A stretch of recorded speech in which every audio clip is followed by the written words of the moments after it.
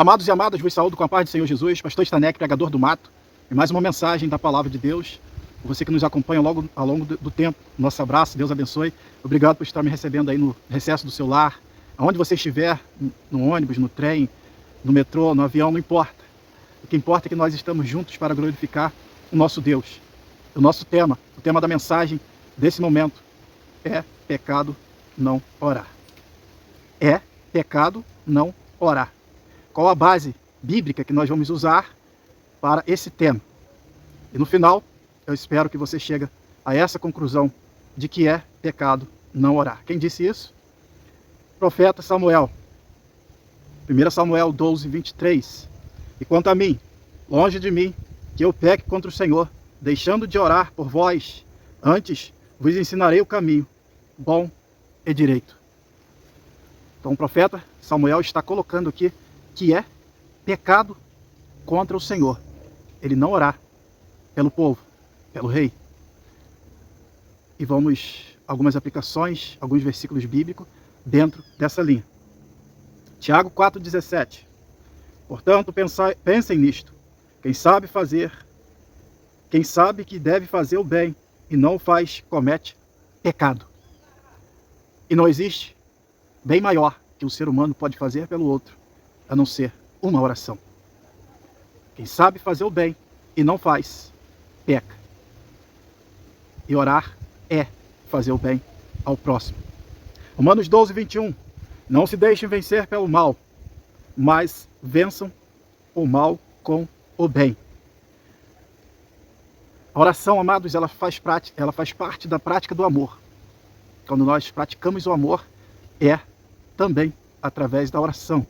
Vamos ver aqui, ó, 1 Pedro 4,8.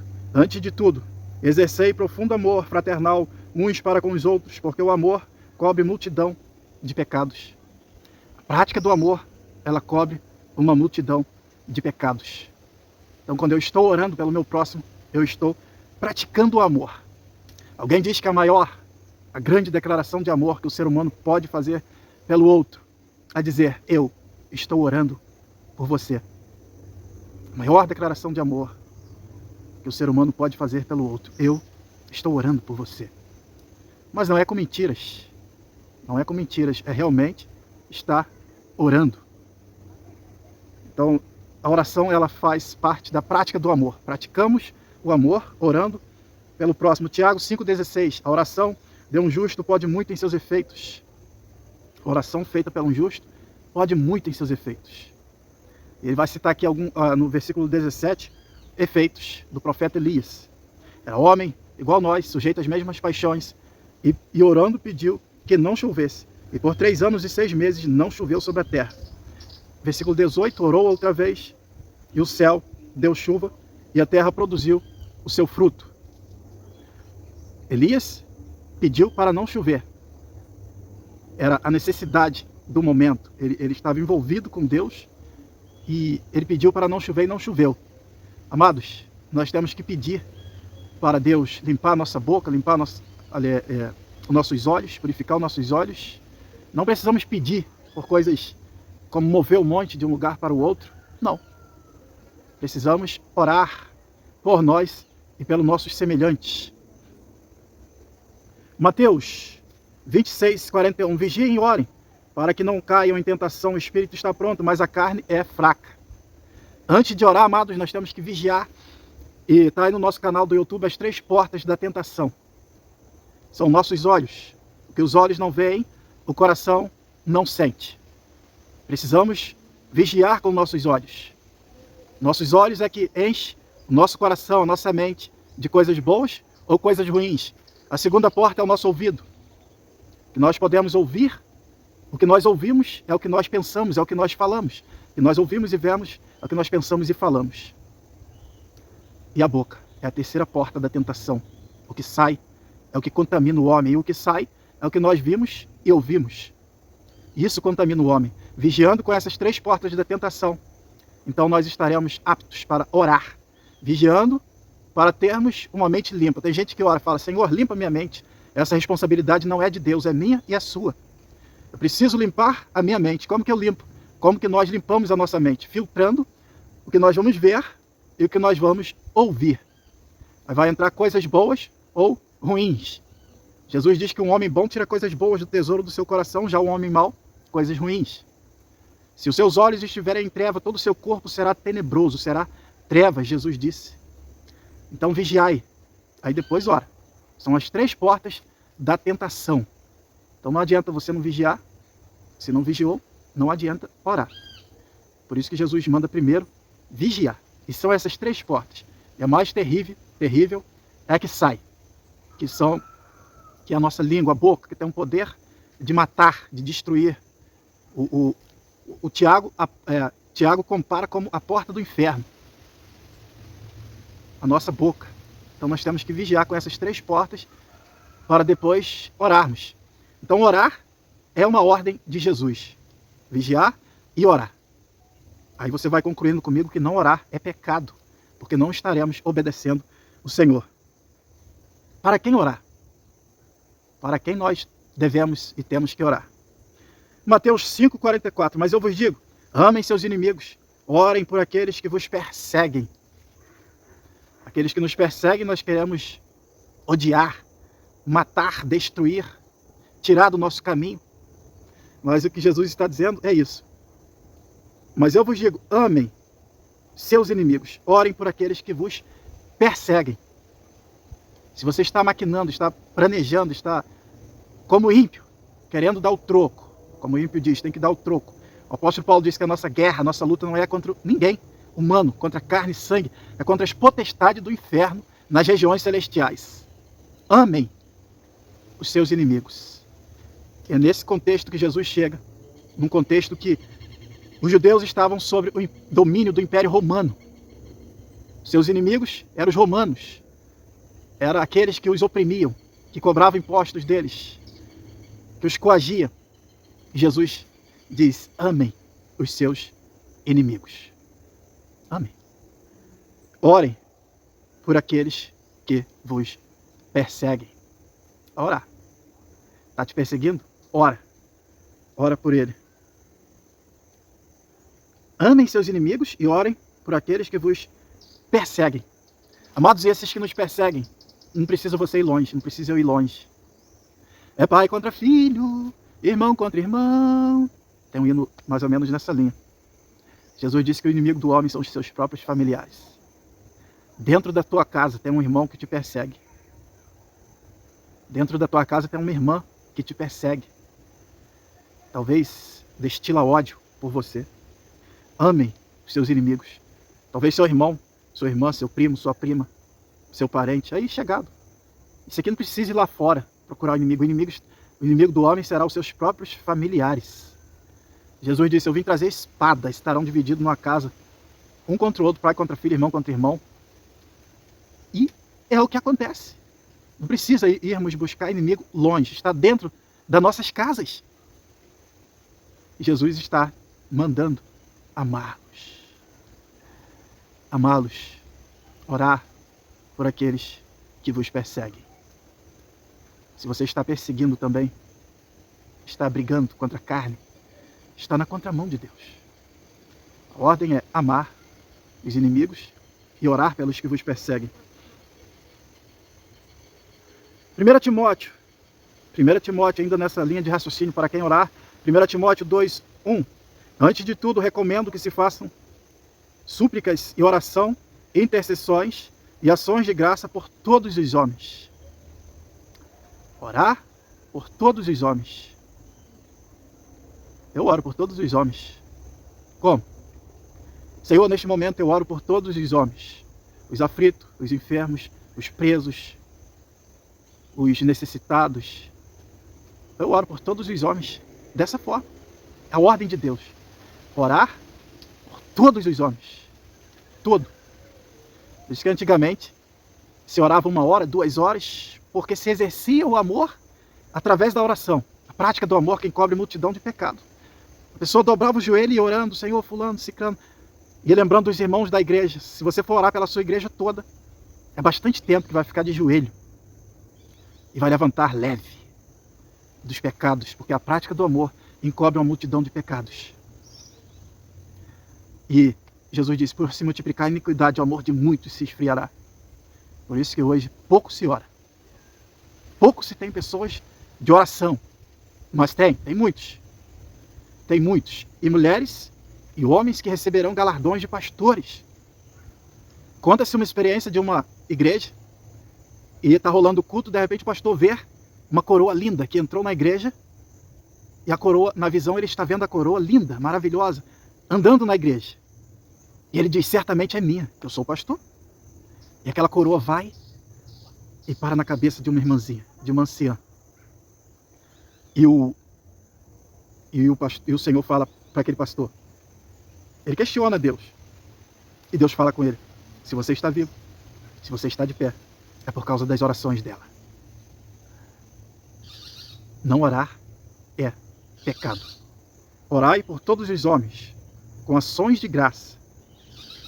Intercessões e ações de graça por todos os homens. Versículo 2. Aí vai trazer uma complicação muito grande para muita gente. Muita gente que nutre o ódio.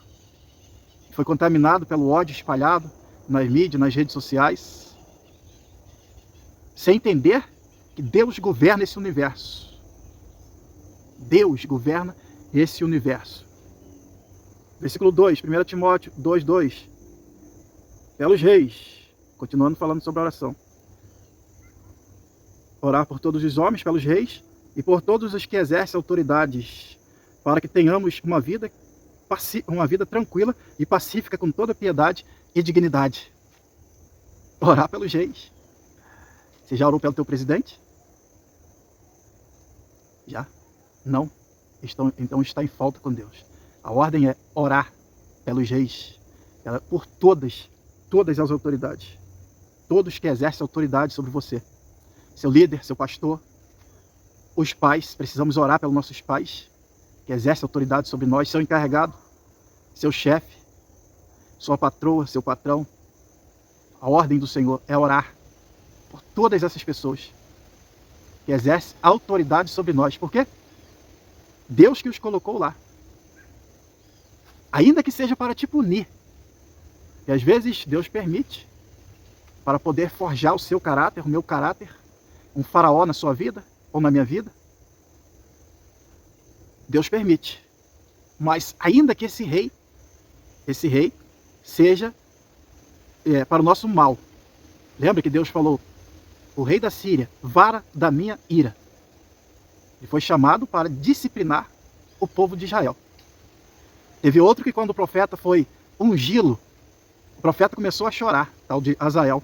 E ele diz, por que chora, meu senhor? E o profeta diz, porque eu vejo todo o mal que você vai fazer a Israel. Então Deus vai levantar reis para o bem, para o nosso mal, para que a sua palavra se cumpra, para se cumprir a sua palavra. Então não é as urnas, é Deus. Deus está no controle do universo. A besta vai reinar, vai perseguir a igreja. Muitos imperadores já perseguiram a igreja. Então a mensagem que nós pregamos aí, a inimizade entre a igreja e o mundo será mantida. Deus falou que ia colocar a inimizade entre a serpente e a igreja. E essa inimizade vai ser mantida pelos reis e por todos que exercem autoridades, para que tenhamos uma vida tranquila e pacífica, com toda piedade e dignidade. Vida tranquila e pacífica, com toda piedade e dignidade, não é o presidente, não é o governador, não é o prefeito, não são os vereadores, não são os deputados e senadores que vão nos dar. É o Senhor. O Senhor, aleluia, Ele nos dá paz no vale. Tem um hino que diz, haverá paz no vale, através da oração. Ainda que esses reis, ainda que Deus coloca lá um rei, como colocou Nero, para perseguir a igreja, para completar aquilo que está escrito, o número dos mártires. Não estou dizendo que completou, mas tem um número a ser completado.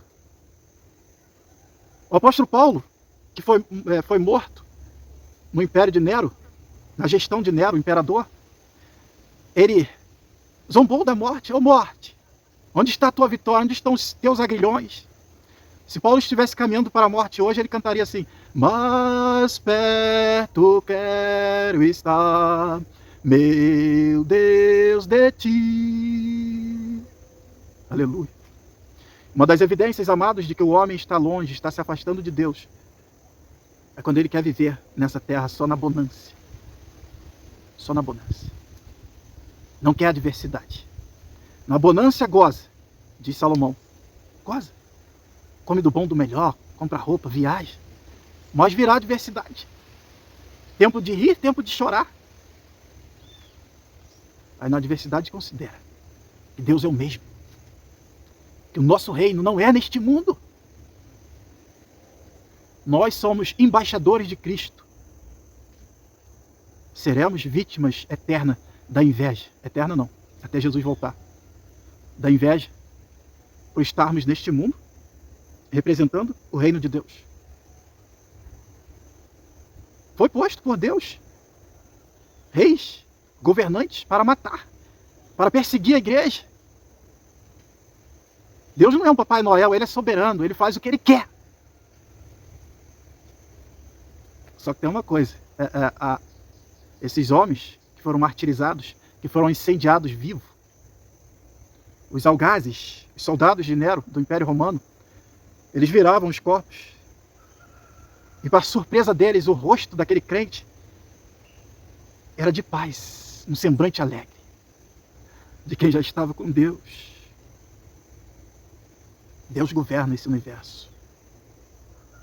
Os governos serão postos por Deus para o bem, mas também para o mal. Não digo nem o mal, para a justiça. Para a justiça de Deus, porque Ele é justo. É um dos seus atributos. Olha o que vai continuar aqui, ó, colaborando com o que eu estou falando. Então, se você não está orando pelo seu atual presidente, uma das minhas orações, eu conheço a pauta, Senhor, não permita ele fazer o que ele pretende. Porque nós fizemos uma exposição agora do livro de 1 Samuel, capítulo 19 e 20. Deus parou Labão. Não deixou ele fazer o que ele queria. Ele falou para Jacó, na minha mão está o poder de fazer-lhe mal, de escravizar vocês, matar. Mas Deus falou comigo, não fales nem bem nem mal, Jacó. Saul vai para Naiote, um lugar onde existia uma escola de profetas, comandado por Samuel, para matar Davi. O Espírito de Deus vem sobre ele no sentido de dominá-lo. Ele vai ficar fora de si. Falamos também de Balaão. Profeta. Foi pago, seria pago para amaldiçoar o povo de Deus. O Espírito de Deus veio sobre ele, no sentido de também dominá-lo. E ele não conseguiu amaldiçoar o povo de Deus. Ele teve que abençoar por 3 vezes. Então não pense que o homem, porque ele está no governo, ele vai fazer o que ele quer, ele vai fazer o que o Senhor quer. Ele rege as nações. Aleluia. Ele tem o poder de reger as nações, o nosso Senhor Jesus. Ele sentou à direita de Deus e todo o poder foi lhe dado no céu e na terra.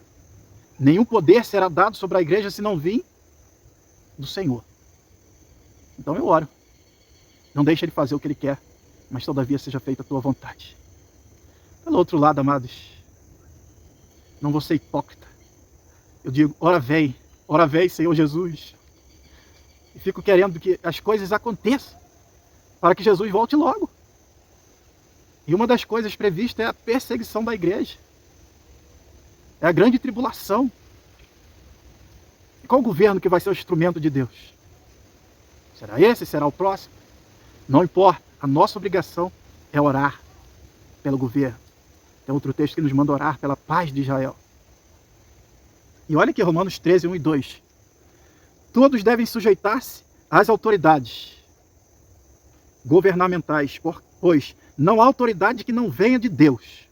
As autoridades que existem foram por ele estabelecidas. Portanto, aquele que se rebela contra a autoridade está se colocando contra Deus. Instituiu contra o que Deus instituiu, e aqueles que assim procedem trazem condenação sobre si. Se rebelar contra a autoridade, estaremos trazendo condenação sobre nós. Não importa que autoridade que é, o que ele pensa, qual é a pauta, a ordem do Senhor é se submeter, orar por todas as autoridades. Porque quer para o seu bem, quer para o seu mal, quer o encarregado que te persegue, o gerente que te persegue, a ordem do Senhor é orar.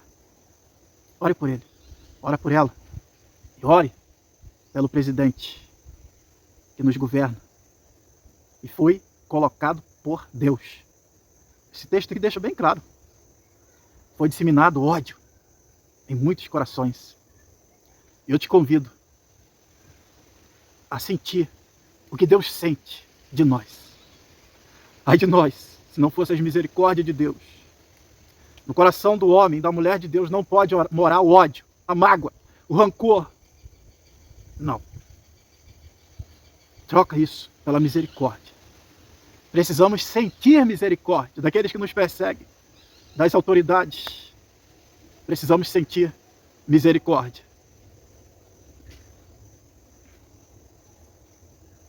Provérbios 10, 12. O ódio provoca dissensão, mas o amor cobre todos os pecados. Vamos ver em outra tradução. O ódio provoca brigas, mas o amor perdoa todas as ofensas. O amor é oração, ação.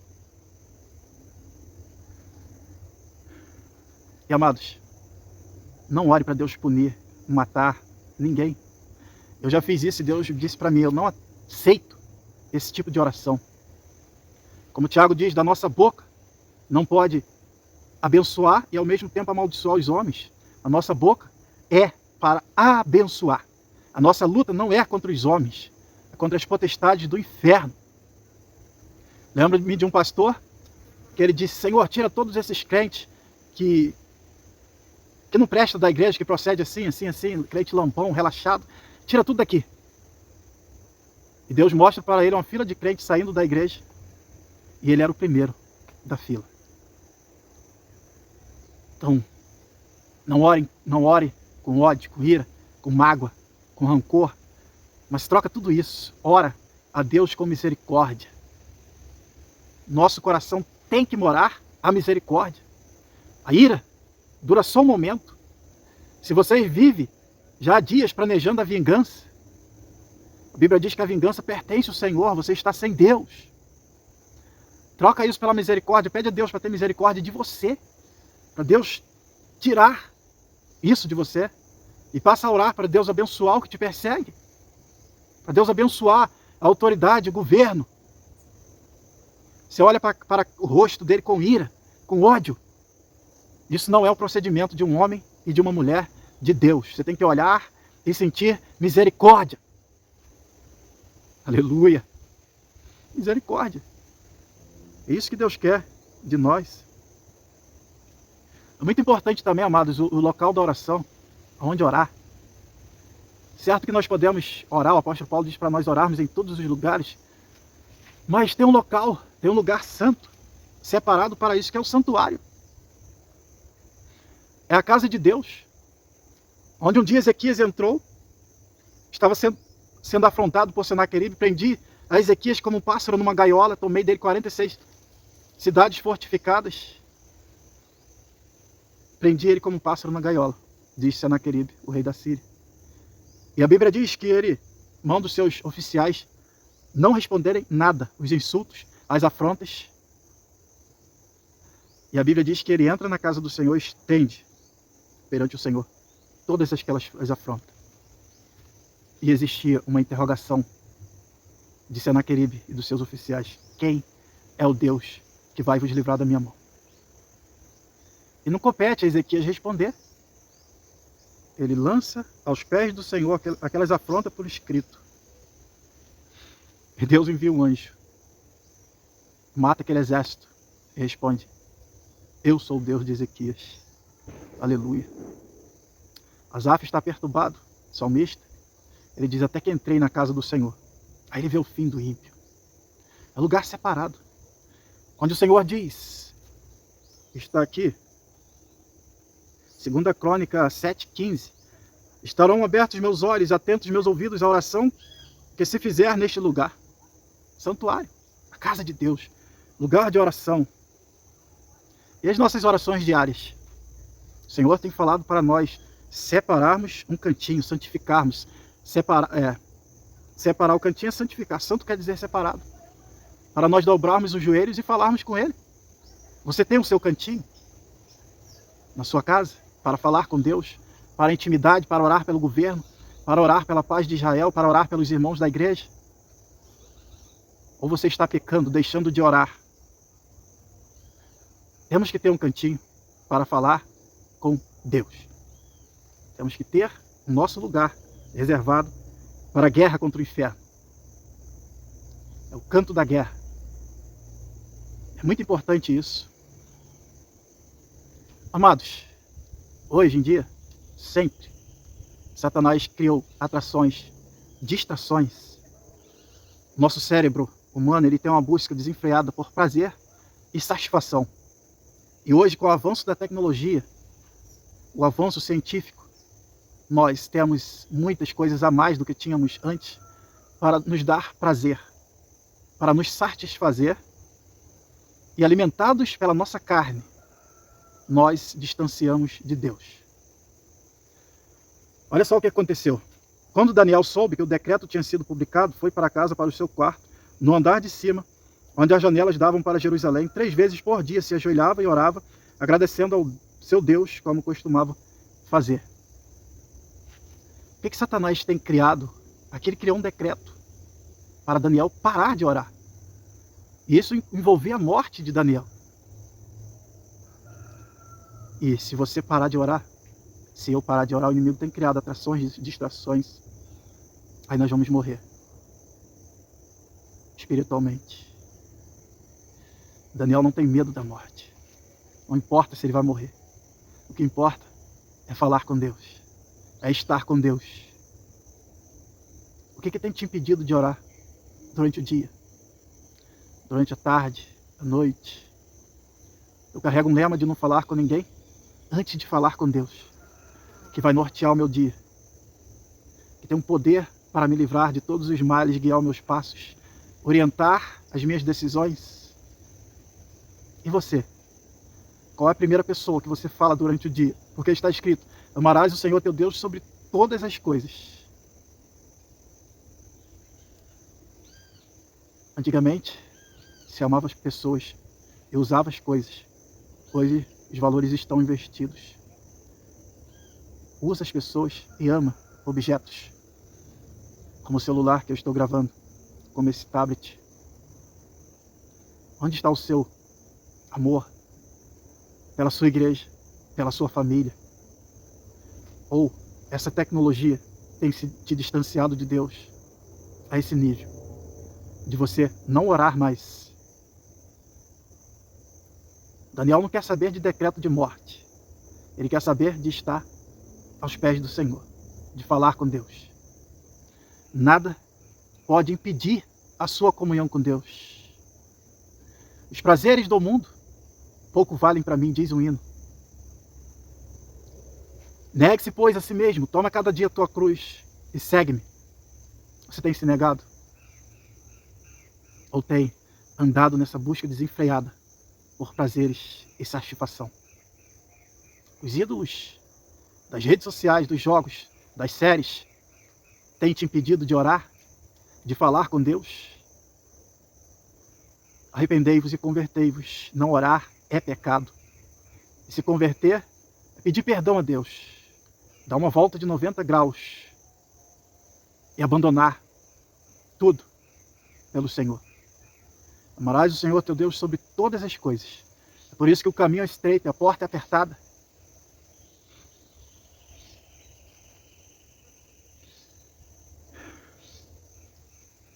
Qual a distância que eu e você estamos de Deus? Você sabe? A distância de um único pensamento. Você teve tempo para pensar em Deus, pensar nos céus, pensar nas coisas lá de cima, naquilo que é louvor? Já louvou a Deus hoje? Naquilo que edifica?